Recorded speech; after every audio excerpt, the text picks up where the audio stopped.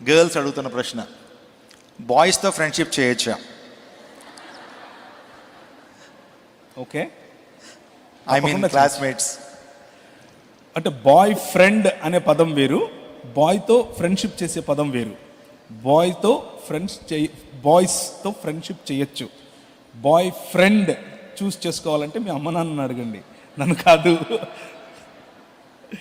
Anyways, friendship is very good. బాయ్స్తో అయినా సరే, గర్ల్స్తో అయినా సరే. బాయ్స్ని ఫ్రెండ్స్ చేసుకోవచ్చు, గర్ల్స్ని ఫ్రెండ్స్ చేసుకోవచ్చు. పరస్పరం కూడా ఫ్రెండ్స్గా ఉండొచ్చు. కానీ హద్దులు ఉన్నాయి, లిమిటేషన్స్ ఉన్నాయి. యు నో, మీకు ఎలాంటి మాటలు మిమ్మల్ని మీ పరిశుద్ధత నుంచి దూరం చేస్తాయి, ఎలాంటి టచ్ మిమ్మల్ని పరిశుద్ధత నుంచి దూరం చేస్తుంది, ఎలాంటి సహవాసం మిమ్మల్ని పరిశుద్ధత నుంచి దూరం చేస్తుంది అన్నది మీకు తెలుసు. సో జాగ్రత్త పడండి. నాకు ఆడపిల్లలే అందరూ. నాకు 14 మంది పిల్లలు, 2 బయోలాజికల్, నాకు పుట్టిన వాళ్ళు 2, మిగిలిన వాళ్ళందరూ ఇంట్లో పెరిగిన వాళ్ళే.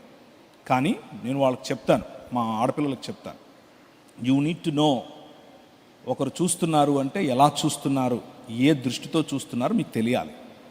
ఒకరు టచ్ చేస్తున్నారు అని అంటే అది గుడ్ టచ్చా బ్యాడ్ టచ్చా మీకు తెలియాలి. అదే పనిగా దాని గురించి నా భార్య వాళ్లకు క్లాస్ తీసుకుంటుంది. This is wrong and this is good. So friendship is good as long as it is in its own limitations దాటకూడదు. ఫ్రెండ్షిప్ ఇంటి వరకు రాకూడదు. ఇది గుర్తుంచుకోండి ఆడపిల్లలు. మన సమాజంలో ఒకవేళ బాయ్స్తో కలిసి మీరు ఆడుతూ ఉంటే, బాయ్స్తో కలిసి మీరు తిరుగుతూ ఉంటే, బాయ్స్తో కలిసి మీరు పరీక్షల్లో పాల్గొంటూ ఉంటే కాన్ఫిడెంట్గా ఉండండి, తప్పేమీ లేదు.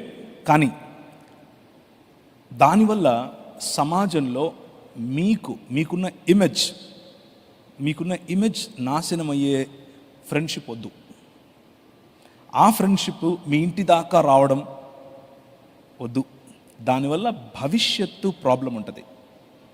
భవిష్యత్తులో చాలా ప్రశ్నలు వస్తాయి.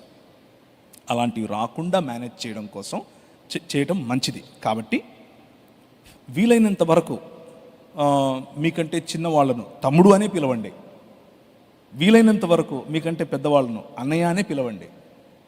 ఫ్రెండ్ అయినా సరే అన్నయ్య తమ్ముడు అనే పదాలు మంచివి, వాటిల్లో మనకు మంచి బంధం ఉంటుంది. అలా కాకుండా ఒరే రారా పోరా అని చేతులు మీరు వేసి వాళ్ళు వేస్తే అది మీ పరిశుద్ధతకు, మీ వ్యక్తిగత జీవితానికి భవిష్యత్తులో ఇబ్బంది అవుతుంది.